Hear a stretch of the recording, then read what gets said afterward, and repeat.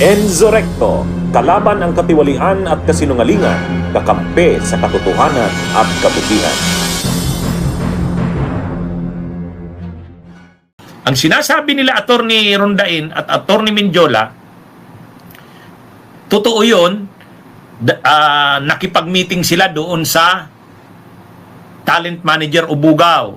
Nakipag-meeting sila doon sa mga babae na nakipagtalik daw kay Ralph Recto. Nakipag-meeting sila. Pero sabi ni Attorney Rondain sa kanila Attorney Mendiola, hindi naman 3 beses, 2 beses. At sa 2 beses na yun na meeting, ang pinag-usapan lang naman, gagawa nila ng affidavit yung mga babae. Gagawa nila ng affidavit. At yung mga babae na yon, kinikwento nila na nakipagtalik nga sila na-engage nga sila sa kontrata sa pakikipagtalik kay Ralph Recto at kung ano-anong pinagawa sa kanila at pati drugs, may involved na drugs. Kaya lang hindi naman daw nila nagawa yung affidavit.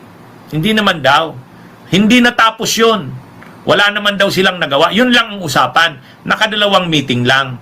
Kaya, kumbaga, gumawa ba sila ng affidavit para doon sa mga babae? Hindi. Ninotarize ba nila ito? Hindi, kasi wala nga silang nagawa. So, kaya, yun yung kaya malakas ang loob magsabi nitong mga abogado na wala. Ano naman ang nagawa naming krimen dyan? Hindi naman namin sila ginawa ng affidavit Kasi hindi naman natuloy.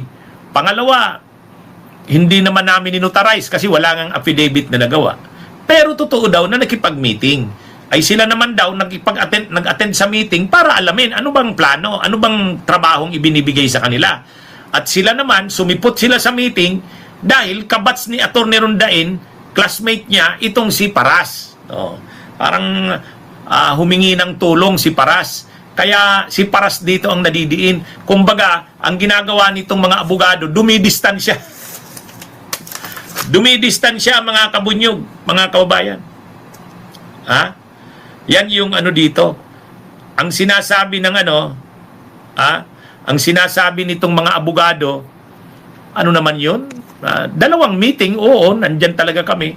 Pero sabi niya, hindi naman nilang nagawa yung trabaho nila. Hindi sila gumawa ng affidavit kasi hindi naman natuloy. Hindi rin nila ninotarize kasi wala ngang affidavit na nagawa.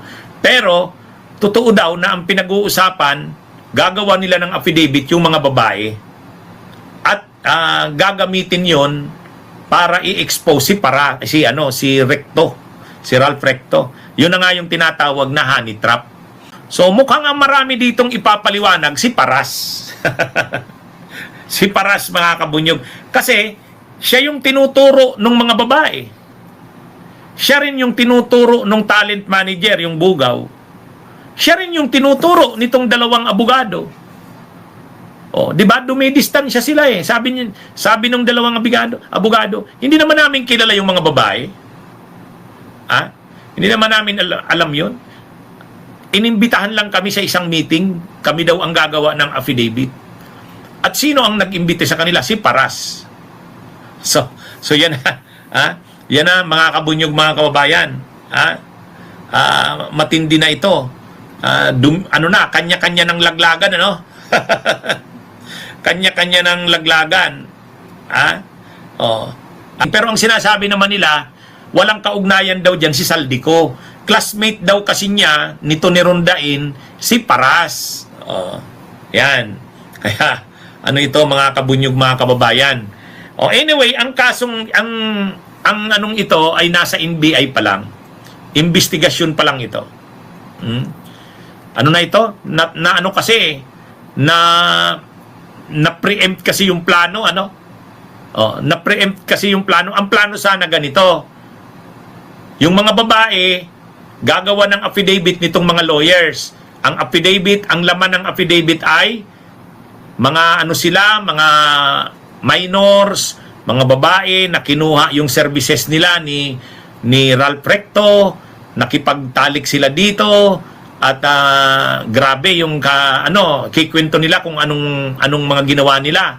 Pagkatapos may drugs pa, pinagamit pa sila ng drugs.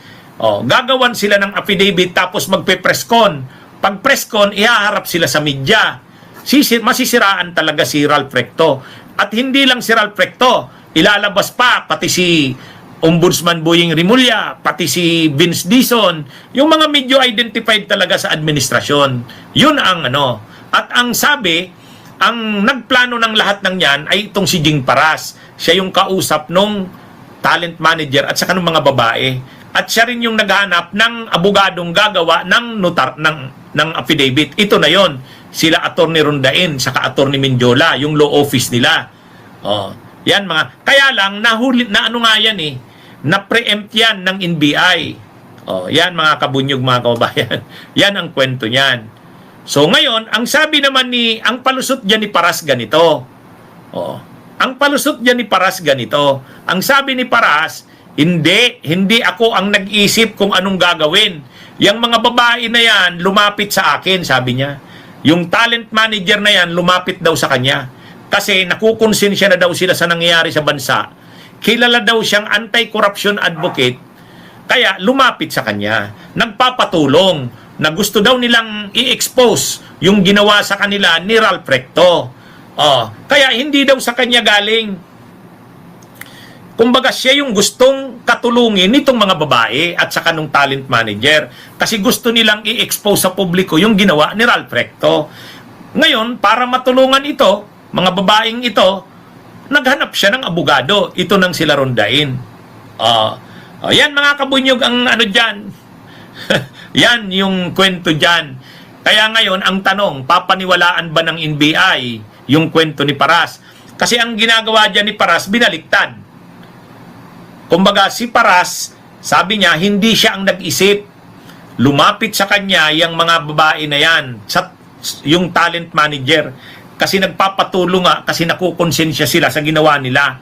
Gusto daw nilang ipaalam sa publiko yung ginawa ni Ralph Recto para maturuan ng leksyon. Kasi kilala daw siyang anti-corruption. Anyway, yan mga kabunyog, mga kabayan. Okay. Abangan natin next week kung anong mangyayari dito sa anong ito. Basta't ang nangyayari dyan, parang si Paras ang malalagas at yung mga abogado dumidistansya na kay Paras. Ano ba yan? Laglaga na. Okay, magandang araw sa inyong lahat. Mabuhay po tayo. Bunyog, bunyog, halikan na kasama ka. Bunyog, kapag buklod ay may pag-asa. Luzon, Visayas, Mindanao, isa ang pananaw. Sa bagong Pilipinas ang bunyog isisigaw. Bunyog.